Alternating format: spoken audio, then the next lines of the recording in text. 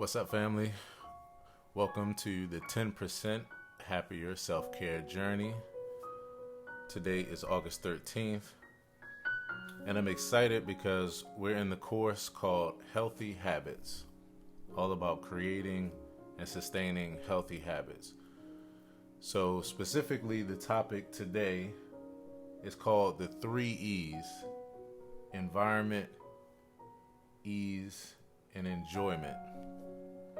And these 3 E's are related to, developing a mindfulness and meditation practice.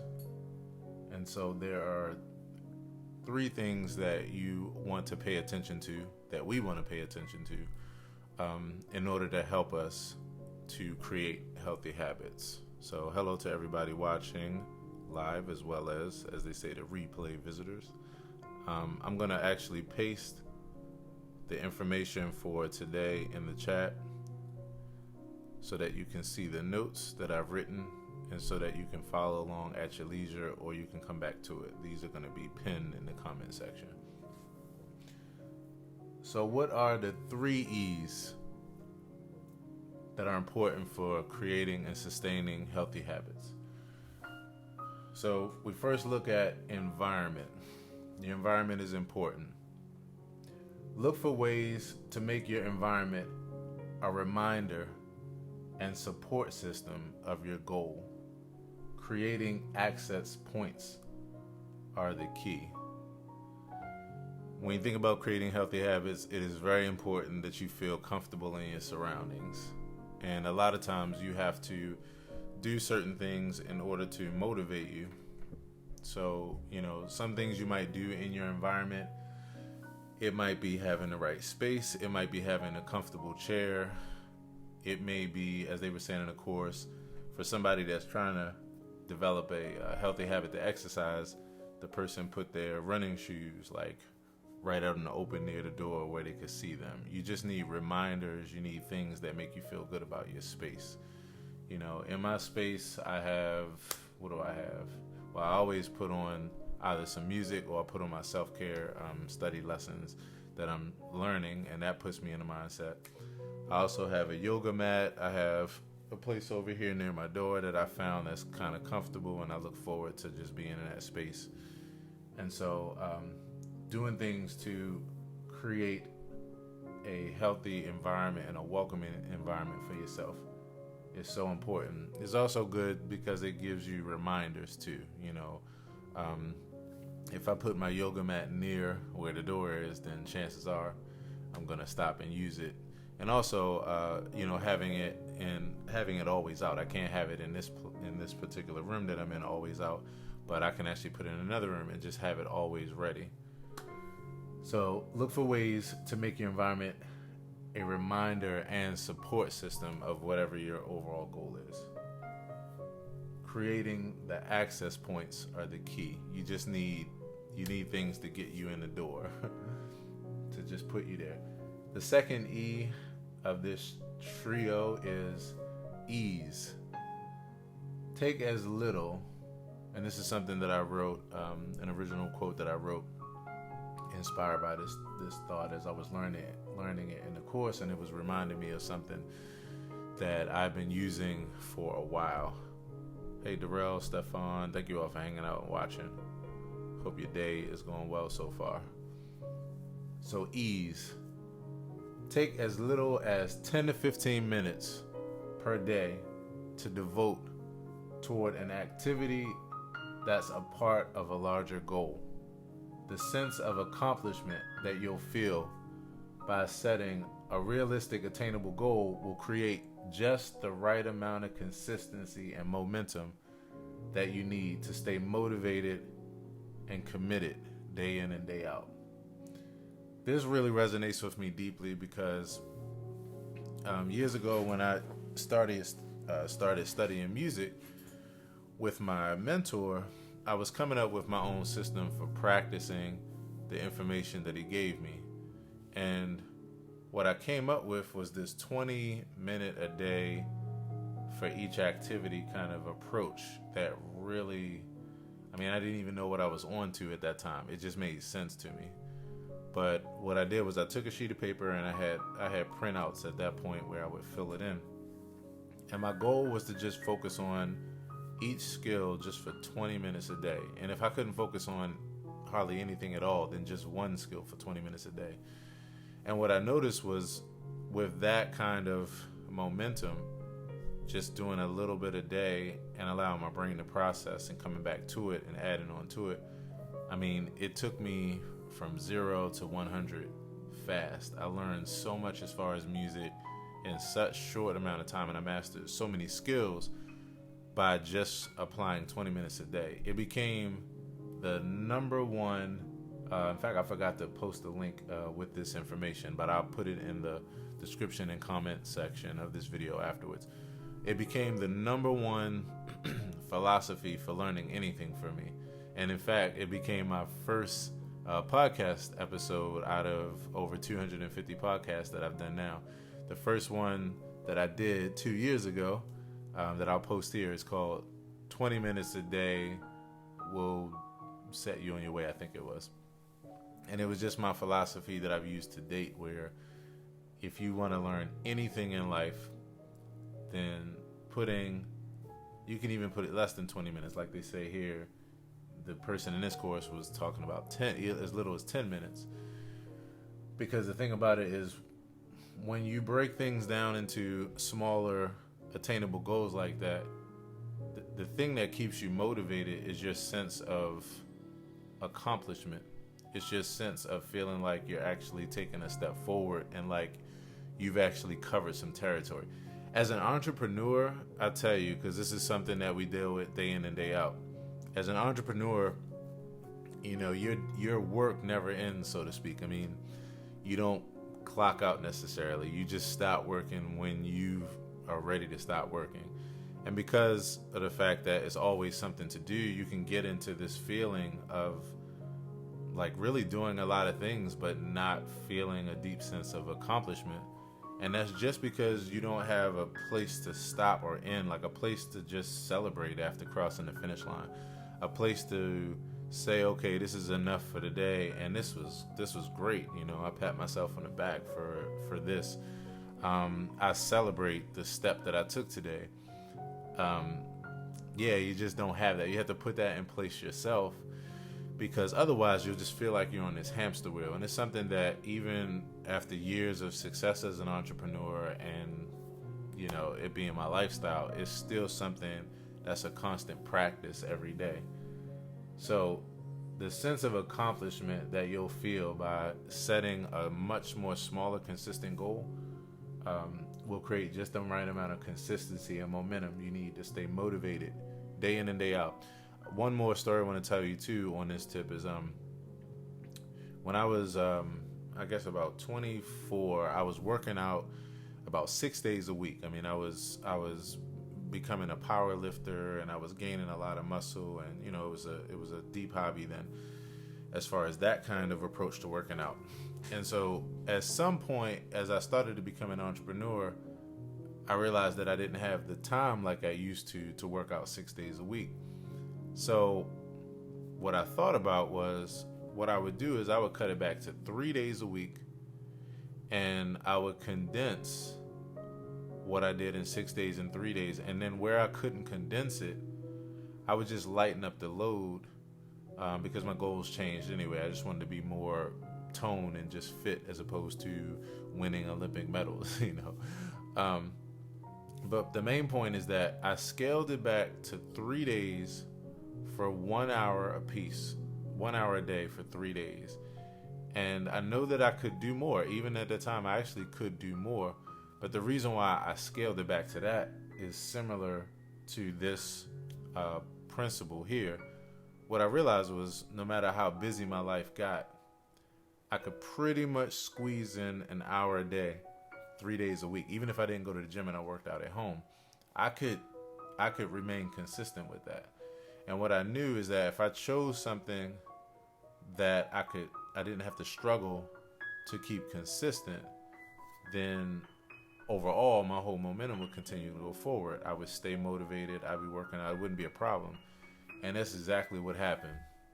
It's exactly what happened. I also didn't want to put too much on myself, so that way if I couldn't live up to 4 or 5 days a week, I didn't have to feel that sense of letdown. Because if I'm only shooting for 3 days, then I feel good about it when I hit it. And if I go over it, anything over it is bonus.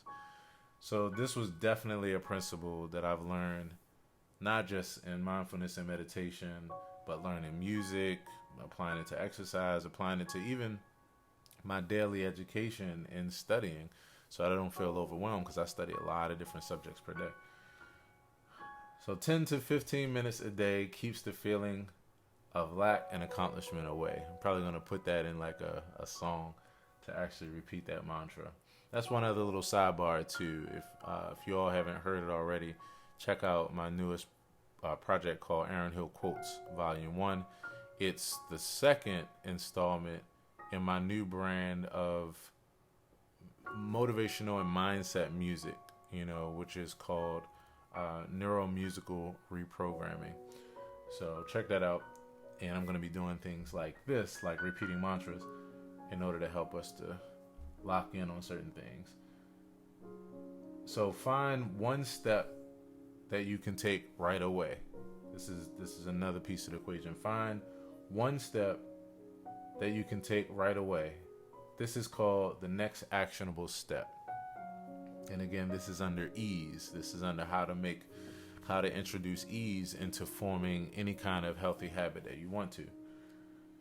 The next actionable step is something that I learned when I was studying with Berklee College of Music, and it was a part of my entrepreneurship class. And it was probably, out of all the things I learned in there, this is the biggest thing that I learned that sticks with me. I mean, there was a number of things that I learned, but this one just rolls right off my tongue, because I have applied this ever since I first learned it.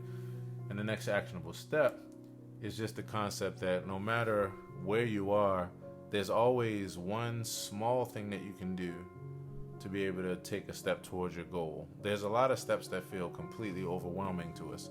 So you want to find the one that's not overwhelming, the one that you can't make up excuses for, because you don't need any more resources, you don't need anything else in order to take a step, because that's one of the things that helps us to procrastinate, is when we feel like, oh, I just need this and then I'll be ready. I put up a post the other day where I said, sometimes our purchasing of more equipment is just a way of procrastinating but convincing ourselves that we're being productive.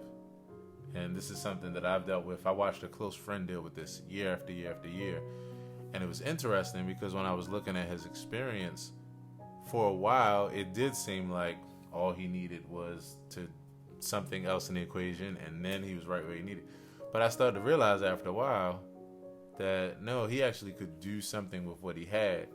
It's just that he wasn't looking at the next actionable step. His next actionable step was avoiding taking a step by finding a distraction. And in his case, it was by buying more equipment, or saying that he needed the perfect and ideal circumstances in order to take a step forward.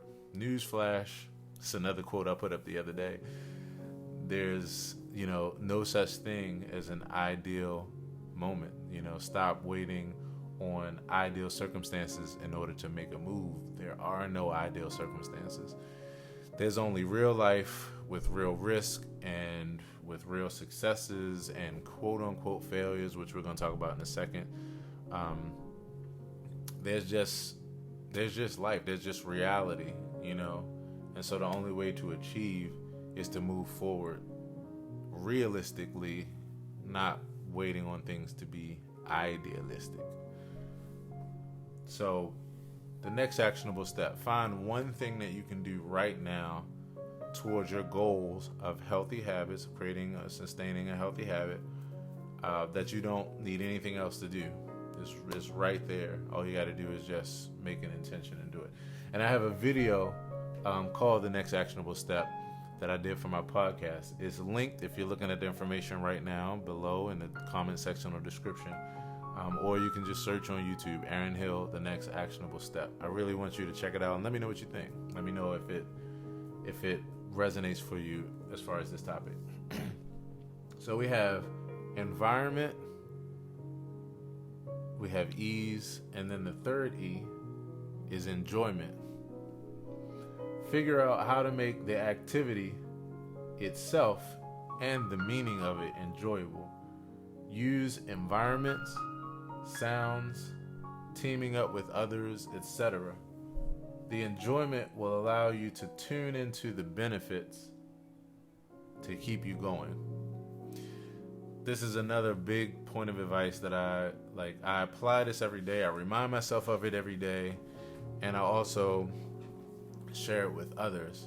Like, the only way you're really going to hang in there with anything in life, a job, a relationship, a healthy habit, like anything, is it has to be enjoyable for you. It has to be something that makes you happy.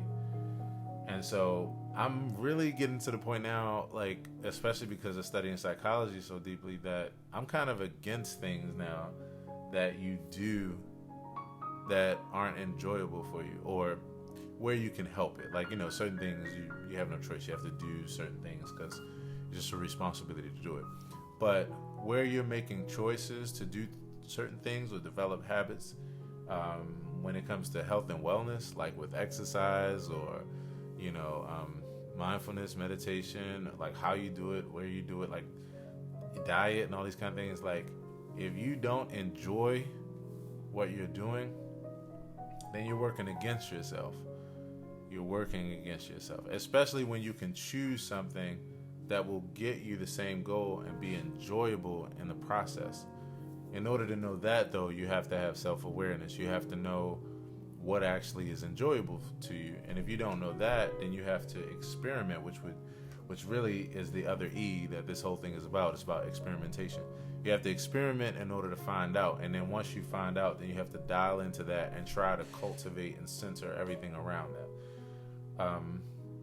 I was talking to someone the other day who was trying to form a healthy habit with exercising, and many people think about, when they're looking to exercise, think about going to the gym. That's one of the main things. But I mean, I'm a gym guy, but not everybody's a gym person, and there's some people that just think that they have to go to the gym just because it's like, well, that's the only way I can think about getting in shape, even though they know other ways, but they just lean towards that. So I had to tell someone who was talking about going to the gym, but who really doesn't really like to go to the gym as much. I mean, they want the result, but they don't really like to go to the gym. But I asked, what do you like to do? And one of the things that they love to do is to dance. And this is probably the third time that I've talked to someone where this wound up being a conversation where I was just like, why the hell are you trying to go to the gym? Don't go to the gym. Just dance your way into shape. Like, find an activity, whether it's a group or, if you can't do a group right now, find a virtual experience, go outside and do it. Like, make a way, but dance. Like, if you love dancing, dance your ass into shape. Don't go to the gym. You have to find something that's enjoyable for you, because if it's not enjoyable, then you won't have the core of what you need in order to every day say, you know what, I'm looking forward to doing this, or setting aside the time, or having your mind prepared, so you have to find something that's enjoyable. One of the things that I found in my mindfulness and meditation practice is that I do my meditation and yoga stretching at the same time. And I could just meditate, I could just do yoga. I like to do them together because while I'm meditating, it allows me to focus on something that is just like a central point. My mind's not too far out there because I'm kind of in automatic mode, and I'm getting 2 for 1. It's enjoyable for me. If it wasn't, I'd be doing something else. So figure out how to make the activity itself enjoyable, and the meaning of doing the activity enjoyable. Use your environment, sounds, teaming up with others, and experimentation. The enjoyment will allow you to tune into the benefits to keep you going. Experimentation is key. Even when your habit doesn't happen, you still win, because you'll have the information needed to learn more about yourself and the process, and that's invaluable right there. Instead of thinking that you failed, realize that you've succeeded in learning. And that was a quote that I just put up on Facebook, in fact. Pay attention to your inner critic and work to find places to enjoy and celebrate your progress and successes. Letting go of the tendency of judging ourselves harshly. There is no failure. Every experience adds to our learning. I like this kind of stuff because in thinking about this, you basically are flipping an idea on its head and going from a pessimistic or downtrodden kind of perspective to something that's more positively reinforcing. You can look at it as something as a failure, but if you have learned something from it and it's taught you the way to something, then it's actually a success. It's not a failure. I really, at this point, I kind of define failures as shit that you go through that you don't learn from. And eventually, if you're smart, you're going to learn one day in order to not have that outcome or not put somebody else through that outcome or whatever. But as long as you're learning from it, to me, it's a success, because what else is life but an accumulation of moments where you experience things and you hopefully look to learn from them so that you can make better choices or continuous choices in that way, whatever. So that's real important to redefine that. It's real important to redefine failures as successful learning experiences. I myself have situations where I think about places where I failed, either myself or other people.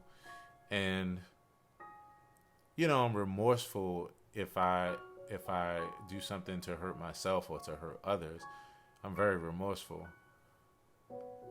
But then after that thought, then I'm back to the place of the only way I could be here today to say that was a mistake, or that I would do something different or wouldn't do that again or make a different choice, is that I had to go through it and I had to experience it to learn from it to then know how to proceed from there. So that's not a failure, So instead of telling yourself that you failed, tell yourself you've succeeded in learning and becoming more wise. A change of language into positive reinforcement makes a world of a difference on your being. And then Thomas Edison said it best: I've never failed. I just tried 10,000 things that didn't work. I always say there's two paths to success. You can either be fortunate enough to stumble upon the path to success and be on your way, or you can stumble upon all the ways not to do something, and by process of elimination, what are you left with? The way to do something. You're left with the successful way to do something. So I just think it's important to have an optimistic viewpoint, when it comes to this kind of thing. And I like the way Thomas Edison put it, because he made the light, he's got the light bulb happening for us. So how do you look at it? Did he fail, or did he succeed? He succeeded because he kept going until he found the one that worked. And then we don't count the 10,000 that he missed. We don't, and the proof in that pudding is that most of us, I would even assume, don't even know that. Didn't even know that Thomas Edison made this many attempts before, or who was it? I think it was Dr. Seuss. I think Dr. Seuss might have been the one that somebody who is more aware of this, chime in and let me know. But I think it was Dr. Seuss whose books and his writings were turned down over 100 times or something like that. And he has a saying too. Let me see if I can find that Dr. Seuss saying. But anyway, the main point of this is that you want to, in finding your way towards healthy habits, you want to actually do things to your environment, do things to make things at ease for you, and also do things to make things enjoyable for you. And then you'll keep your head in the game. So this is the 10% Happier Journey. And this is 10% Happier is an app that you can download from the App Store, and it's filled with courses from various meditation teachers. And it was created by Dan Harris, a former news anchor, I think he might be former news anchor, on NBC, who had a panic attack on air, and it led him to learning more about himself and diving into mindfulness and meditation, and he found his remedy. And so he created an app, and it's an amazing app. You should definitely download it. And so, yeah. So that's about it for today. We're going to end on something that I call the 30-second meditation technique. You know, my philosophy is that when it comes to meditation, you need nothing to do it or to get into it, but just intention, you know. And so in 30 seconds, we're just going to take 3 deep breaths and just do 10 seconds of mindfulness, which just means staying in that place, no judgment, and just at ease. So wherever you are, you can close your eyes if you like. I'm going to close mine in order to settle in.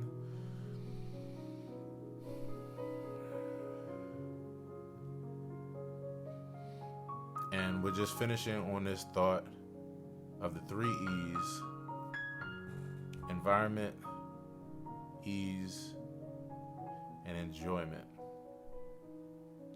which could actually be added to a 4th E, which is experimentation, because that's what's needed in order to allow for all this to happen. So we're going to take 3 deep breaths, and when you inhale, we're going to do deep belly breathing, where you inhale through your nose, long inhales, and you exhale through your mouth.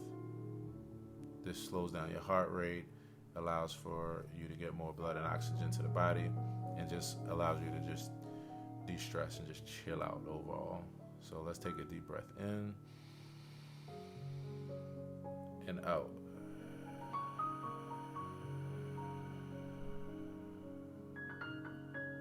Let's take another deep breath in and out.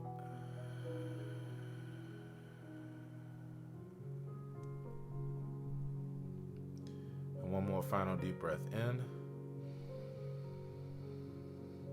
and out.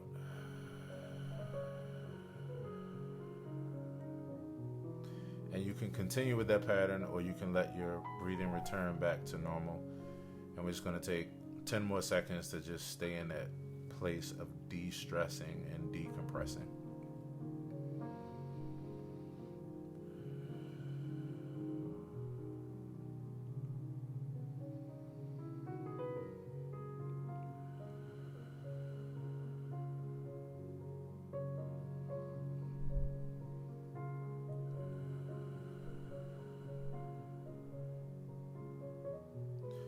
Ready? You can open your eyes, and we are done.